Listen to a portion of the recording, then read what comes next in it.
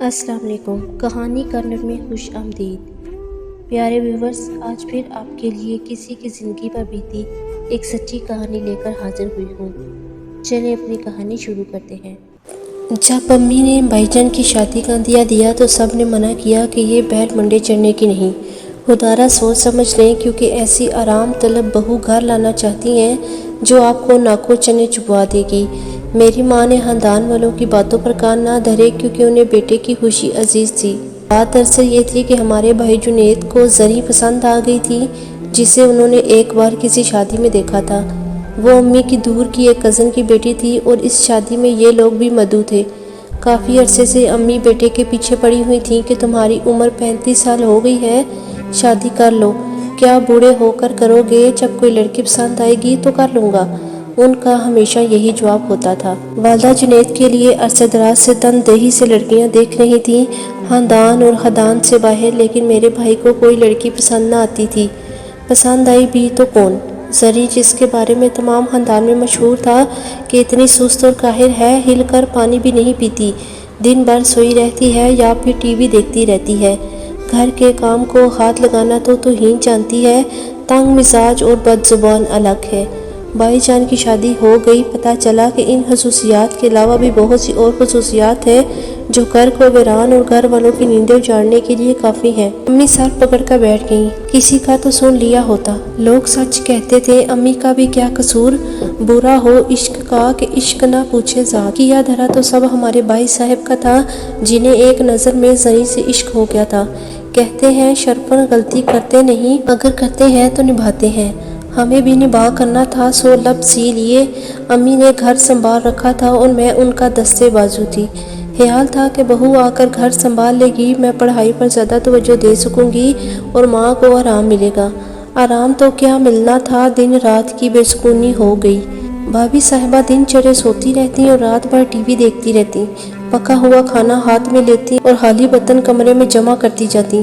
اگر ہم نہ اٹھاتے 2-3 دن جھوٹے برتن ان کے کمرے میں جمع رہتے۔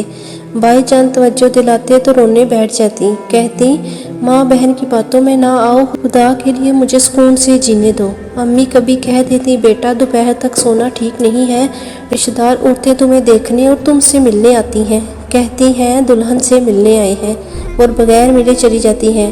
بھابھی رونے لگتی، آپ ہر وقت مجھے ٹینشن دیتی ہیں، کیوں میرے پیچھے پڑی ہیں؟ جب میرا جی چاہے گا اٹھوں گی، جب تک دل چاہے گا سوتی رہوں گی۔ زندگی اسی کا نام ہے، اپنی مرضی سے سونا، اپنی مرضی سے جاگنا، جو جی چاہے کرنا۔ میں انسان ہوں، کوئی روبوٹ نہیں کہ کسی کے اشاروں پر ناچوں۔ یوں پہلے دن سے ہی ہمارے گھر آ کر وہ تمام گھریلو ذمہ داریوں سے بری و ذمہ ہو گئیں۔ امی بیچاری تو یوں بھی اللہ میاں کی گائیں تھیں۔ عورتیں کہتی اس نیک بیبی کے منہ میں زبان نہیں ہے، صابر اتنی کہ بڑے سے بڑا صدمہ سہ کر بھی اف نہیں کرتی۔ وہ جھیلتی رہیں، بہو عیش کرتی گئی، یہاں تک کہ اللہ تعالیٰ نے ایک بیٹی سے نواز دیا۔ مدت بعد اس گھر میں ننھی منی پری آئی تھی۔ ہم سب خوشی سے دیوانے ہو رہے تھے کہ اللہ نے ایک خوبصورت تحفہ عنایت کیا تھا۔ بھابھی کی ساری کوتاہیاں اور سست روی بھلا کر اس گڑیا کی محبت میں کھو گئے۔ وہ دادی کی جان تو پھپھو اور چچا کی آنکھوں کا تارا بن گئی۔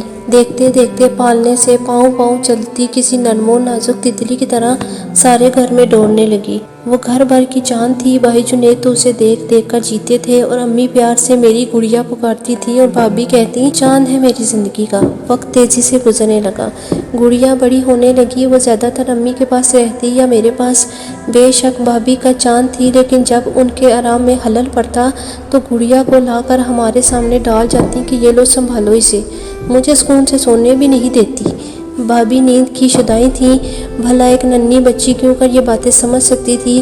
اسے تو بس ماں درکار تھی، ہر بچے کی طرح۔ بے شک سارا زمانہ اسے چاہے، مگر بچہ تو یہی چاہتا ہے کہ اسے ماں چاہیے، اور ماں کی باہوں میں جا کر ہی وہ سکون محسوس کرتی ہے۔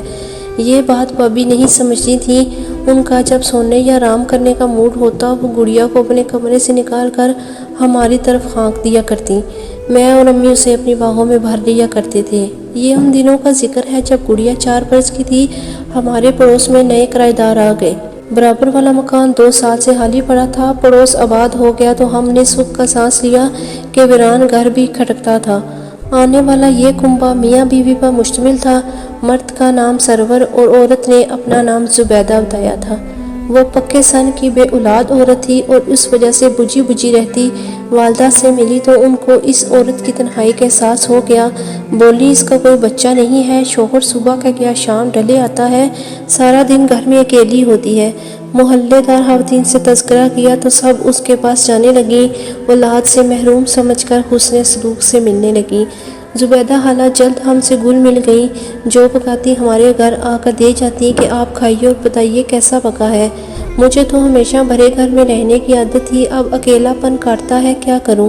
والدہ جواب دیتی، ہمیں اپنے پاس سمجھو، ایک دیوار ہی تو گھر کے درمیان ہے، جب چاہو آ جایا کرو۔ ہاں اپا جان، اگر آپ لوگوں کا آسرا نہ ہوتا تو میری تو جان چلی جاتی۔ اللہ جانے وہ یہ کیوں کہتی تھی، ہم نے کبھی اس بات پر غور نہ کیا۔ البتہ ایک بات پر ضرور چونک جاتی کہ جب بھی ہماری گڑیا کو دیکھتی تھی آنکھوں میں نمی تیر جاتی اور وہ حضرت کی تصویر لگنے لگتی۔ یہ بات امی جان اور بھابھی نے بھی نوٹ کی تھی۔ ایک روز وہ گئی تو گڑیا کے لیے خوبصورت سی گڑیا اور چاکلیٹ لائی۔ بچی خوشی سے کھل گئی۔ تبھی بھابھی نے کہا، زبیدہ خالہ آپ کو ہماری بیٹی اچھی لگتی ہے تو بے شک اسے اپنے گھر لے جایا کریں۔ میں سمجھ گئی کہ بھابھی چاہتی ہیں گڑیا کچھ دیر پڑوسن کے پاس رہے تاکہ وہ دن میں سو سکے۔ میں نے ایم اے میں داخلہ لے لیا تھا اور امی جان کی طبیعت کچھ ناساز رہنے لگی تھی، وہ کچن سنبھالتی یا بچی کو دیکھتی۔ انہوں نے بھابھی سے کہہ دیا کہ بیٹی تم گڑیا کا خیال رکھا کرو، اسے وقت پر کھانا کھلانا، نہلانا دھلانا تمہاری ذمہ داری ہے۔ 5 برس کی ہونے کو ہے، ابھی تک اسکول میں داخل نہیں کرایا، یہ ذمہ داری بھی تمہیں پوری کرنی ہے۔ بھابھی کے کانوں پر جوں نہ رینگتی، چاہتی تھی کہ بچی کے سارے کام کوئی اور کرے۔ اس مرحلے پر خالہ زبیدہ کام آئیں۔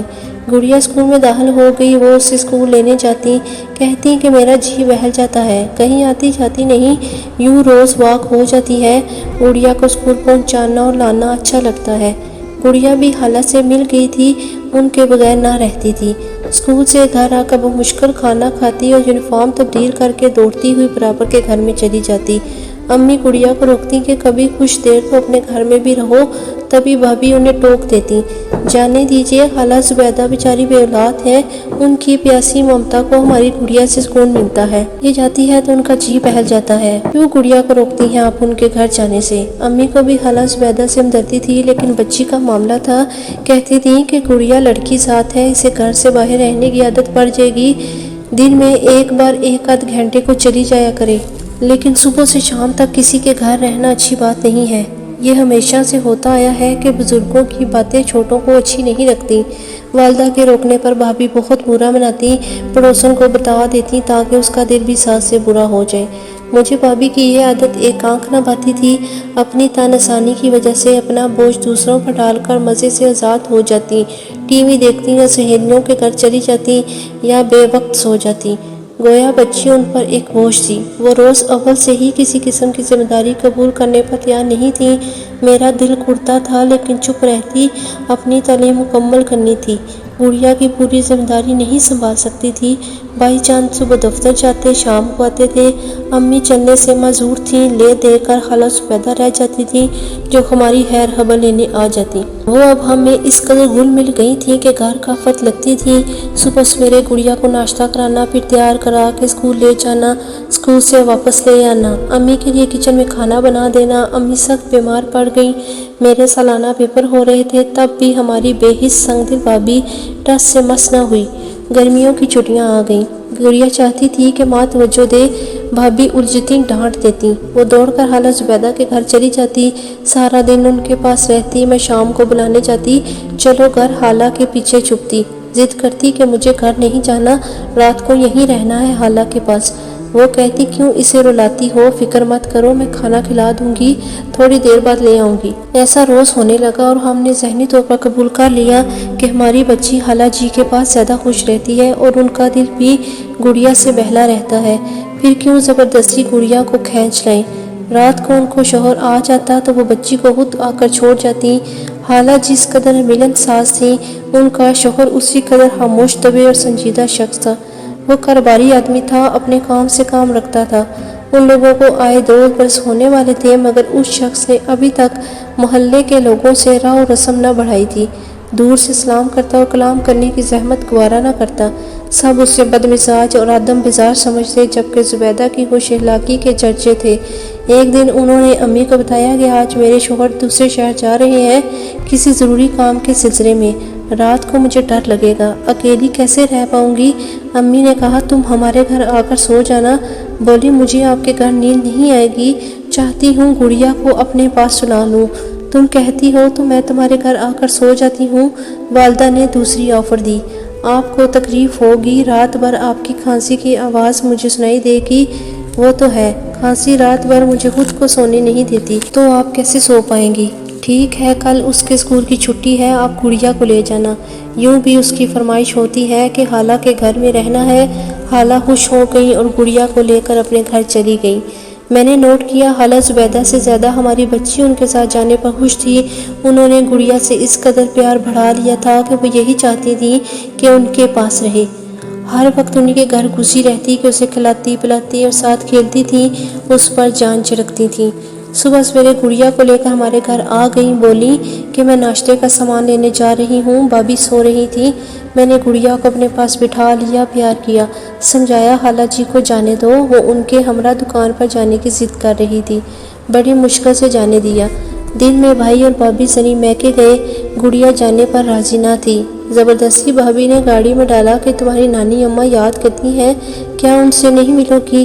شام کو جوں ہی یہ لوگ واپس آئے، گڑیا دھو کر خالہ جی کے پاس پہنچ گئی، جیسے اس پر انہوں نے جس قدر جادو کر دیا ہو۔ سچ ہے کہ پیار بچوں کے لیے جادو کا اثر رکھتا ہے، زیادہ پیار دے وہ اسی کے ہو رہتے ہیں۔ سبھی سمجھ رہے تھے کہ بے اولاد ہونے کی وجہ سے سرور کی بیوی گڑیا پر جان چھڑکتی ہے، پیاسی ممتا کی تسکین کو واری صدقے ہوتی ہے۔ کیا خبر تھی کہ آنے والا وقت ہمیں کیا دکھانے والا ہے۔ دوسرے روز بھی تمام دن گڑیا انہی کے گھر رہی۔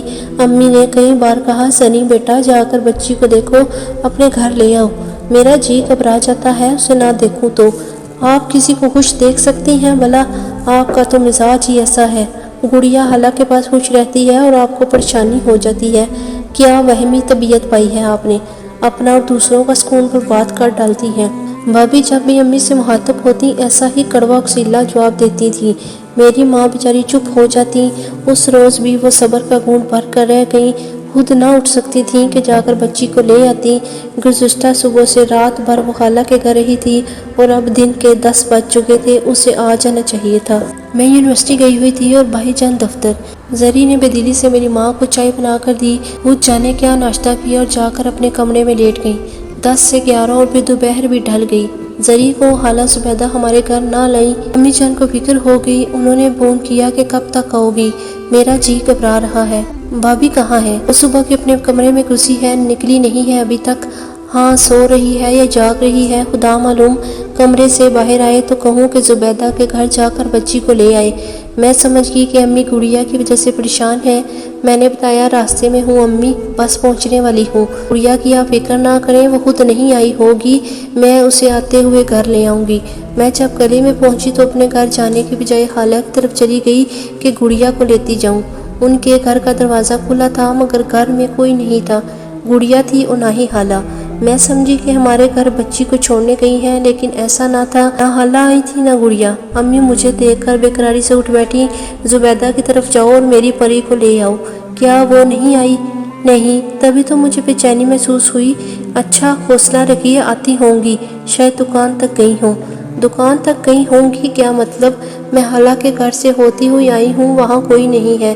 یا خدا، امی نے سر پکڑ لیا، تبھی تو جی گھبرا رہا تھا میرا۔ تم سب کتنے غافل اور لاپرواہ ہو، اپنی بھابھی کو جگاؤ، اسے بتاؤ کہ گڑیا نہیں ہے۔ امی کیا ہو گیا ہے آپ کو؟ زبیدہ خالہ قریبی اسٹور ضرورت کی اشیاء لینے جاتی ہیں، ضد کر کے گڑیا بھی ان کے ہمراہ چلی گئی ہوگی، آ جائے گی، مجھے سانس تو لینے دیں، اتنی دور سے آ رہی ہوں، کپڑے بدل لوں پھر جاتی ہوں ان کے گھر۔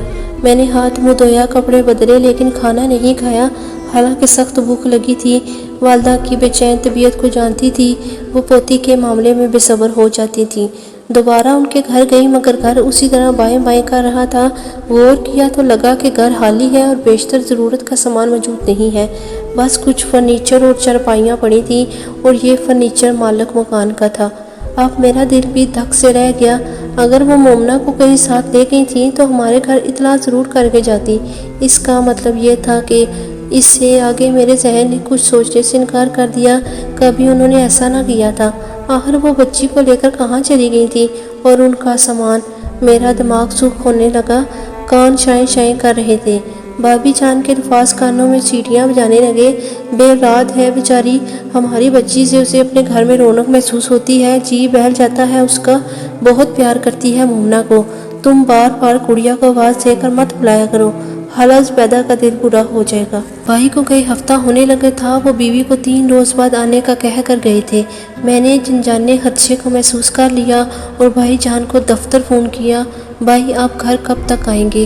پلیز ذرا جلدی آنے کی کوشش کرنا، امی کی طبیعت کچھ ٹھیک نہیں ہے۔ میرے لہجے کی گمبھیرتا کو انہوں نے محسوس کر لیا، بولے ابھی نکل رہا ہوں، گھنٹے ڈیڑھ تک پہنچ رہا ہوں، تب تک تم سنبھالو۔ امی جان کی طبیعت زیادہ خراب ہو تو اسلم بھائی کو فون کر لینا، وہ آ جائے گا۔ بھائی کو آنے میں تھوڑا وقت تو لگنا تھا، لیکن اب میرے دل کو قرار نہ تھا۔ سامنے سڑک پار دکاندار کے پاس پہنچی، خالہ اسی سے اکثر سودا سلف لیا کرتی تھیں۔ جی نہیں، میں نے ان کے ساتھ کسی بچی کو یہاں سے گزرتے نہیں دیکھا، وہ صبح سے میری دکان پر بھی نہیں آئی ہیں۔ کچھ آگے جنرل سٹور تھا، میں وہاں بھی گئی۔ سٹور کے مالک اور ملازم سبھی نے لا علمی کا اظہار کیا، گلی میں کھیلتے بچوں سے دریافت کیا، مگر کسی نے اقرار نہ کیا کہ انہوں نے خالہ یا گڑیا کو دیکھا ہے۔ اتنے میں بھائی جان آ پہنچے، انہوں نے خالہ کے گھر جا کر دیکھا، ان کا رنگ فک ہو گیا، کیونکہ خالہ کا ذاتی سامان تو موجود ہی نہیں تھا، صرف وہ فرنیچر پڑا تھا جو مالک کے مکان کا تھا۔ اس کا مطلب تھا کہ یہ لوگ صبح سویرے ہی کوچ کر گئے تھے۔ اب کیا کریں، ان کا کوئی اتا پتہ معلوم نہیں تھا۔ سرور نے بھائی جان سے بھی دور سے ہی سلام دعا رکھی تھی۔ خالہ سے ہم نے کبھی نہ پوچھا تھا کہ آپ کا مستقل ٹھکانہ کہاں ہے، یہ بات کبھی ہمارے ذہن میں نہ آئی تھی کہ وہ ہماری گڑیا کو لے کر غائب ہو سکتی ہیں۔ اب تو بھابی جان بھی چلے پاؤں کی بلی کی طرح صحن میں ادھر سے ادھر چکر کاٹ رہی تھی، کبھی ہاتھ ملتی اور کبھی سر تھام کر دیوار سے ٹیک لگا لیتی۔ بھائی باہر چلے گئے اور میں امی کو سنبھال رہی تھی کہ ان کی حالت قہر ہو رہی تھی۔ بھابی نے وضو کیا، جائے نماز بچھائی اور وہ دعائیں پڑھنے لگی۔ آنکھوں سے آنسو روا تھے، سر سجدے میں تھا اور ہچکیوں سے سارے بدن کو ہلا رہی تھی۔ اب تو انہیں اپنی آرام طلبی بھولی ہوئی تھی۔ رات کے 11 بجے جب بھائی جان تھانے میں بیٹھے تھے، انہیں سرور نے فون کیا، بھائی جنید پریشان مت ہونا، گڑیا ہمارے پاس ہے اور ہم کسی مشکل میں پھنسے ہوئے ہیں، ابھی نہیں آ سکتے، کل صبح انشاءاللہ میں آپ کی بچی کو آپ کے پاس پہنچا دوں گا۔ فون سن کر بھائی کی جان میں جان آئی۔ انہوں نے پولیس والوں کو کہا کہ وہ کل صبح آئیں گے، آج کی رات انتظار کرنا ہوگا۔ سرور نے خدا جانے بھائی کا فون نمبر کہاں سے اور کس سے لیا تھا۔ رات بھر ہم میں سے کوئی سو نہ سکا تھا، ساری رات دعا کرتے گزری۔ امی کو تو بھائی نے نیند کی گولی کھلا کر سلا دیا تھا، زریں بھابی رات بھر دعائیں کرتی رہیں، خدا خدا کر کے صبح طلوع ہوئی۔ سرور کا فون آ گیا، جنید بھائی میں راستے میں ہوں، بس 4-6 گھنٹے بعد ہم پہنچ جائیں گے، فکر نہ کریں، گڑیا خیریت سے ہے۔ دوپہر 12 بجے دروازے پر دستک ہوئی، دل دھک دھک کرنے لگا۔ دوڑ کر جنید بھائی نے دروازہ کھولا، سرور کے ساتھ گڑیا آ گئی تھی، لیکن خالہ زبیدہ موجود نہیں تھی۔ اللہ کا شکر ادا کیا، سرور کو گھر کے اندر بٹھایا، گڑیا کو لپک کر بھابی جان نے باہوں میں اٹھا لیا اور گلے سے لگا لیا۔ بھائی کو سرور نے بتایا کہ میری بیوی عجیب احمق عورت ہے، میرا تبادلہ ہو گیا تو میں نے اسے بتا دیا کہ اب ہم نے واپس جانا ہے۔ وہ کہتی تھی کہ مجھے نہیں جانا کیونکہ اسے گڑیا سے پیار ہو گیا تھا۔ آپ کی بچی بھی اس قدر میری بیوی سے پیار کرنے لگی تھی کہ زبیدہ سوچتی کیسے اسے چھوڑ کر جاؤں، اسے صدمہ ہوگا، بیمار پڑ جائے گی۔ پھر اس نے عجیب بات سوچ لی کہ گڑیا کو ساتھ لے کر نکل جاؤں۔ اس روز صبح 6 بجے گھر سے نکل کر لاری اڈے آ گئی، میرے پاس پہنچی، میں اس کے ساتھ آپ کی بچی کو دیکھ کر حیران ہو گیا۔ پوچھا کیوں لائی ہو، کیا اس کے والدین کو بتا کر آئی ہو؟ بولی نہیں، کیونکہ میں اس کی محبت میں گرفتار ہوں اور یہ بھی میرے ساتھ ہل گئی ہے، اگر بتاتی تو کیا اس کے والدین آنے دیتے؟ اب میں اسے نہیں دوں گی، ہمیشہ اپنے پاس رکھوں گی، تم بھی کسی کو مت بتانا۔ تم پاگل ہو گئی ہو، جانتی ہو کیا کہہ رہی ہو، اور ان لوگوں کے بارے میں سوچا ہے جن کی یہ بچی ہے، ان پر قیامت گزر رہی ہوگی۔ تم نے محبت میں اندھی ہو کر اسے ساتھ لے لیا، مگر معلوم نہیں کہ کسی کا بچہ بغیر اطلاع کے لیے لے جانا کتنا بڑا جرم ہے۔ ابھی اور اسی وقت واپس کرنا ہوگا، ورنہ پولیس تم تک پہنچ جائے گی تو انجام اچھا نہیں ہوگا۔ بس صاحب، وہ روتی پیٹتی رہ گئی اور میں بچی کو اسے چھین کر لے آیا۔ آپ میری بیوی کو اللہ کے لیے معاف کر دیں، سرور نے ہاتھ جوڑ کر کہا۔ وہ نادان ہے، بیوقوف ہے، قانون کو بالکل نہیں سمجھتی۔ بس بچی کی محبت میں اندھی ہو گئی ہے۔ جنید بھائی نے کہا ٹھیک ہے بھائی، تم نے بچی صحیح سلامت پہنچا دی ہے، یہی بہت ہے، ورنہ ہم مر جاتے، یہ صدمہ کیسے سہتے۔ آپ کی بڑی مہربانی۔ میں پولیس میں رپورٹ لکھوانے تو گیا تھا مگر آپ کا فون آ گیا، میں نے معاف کیا، ہماری بچی مل گئی تو ہماری زندگی واپس آ گئی۔ سرور جس کو ہم بد اخلاق انسان سمجھتے تھے وہ ہمارے لیے فرشتہ ثابت ہوا، اور زبیدہ جسے اپنا سمجھا اس نے دھوکہ دیا۔ انسان کی پہچان بہت مشکل ہے، کب وہ بدل جائے کوئی کچھ نہیں کہہ سکتا۔ آج بھی بھابھی کی یہ بات یاد آتی ہے، اب کبھی غفلت سے کام نہیں لوں گی، میرا سارا آرام اور نیندیں گڑیا پر قربان۔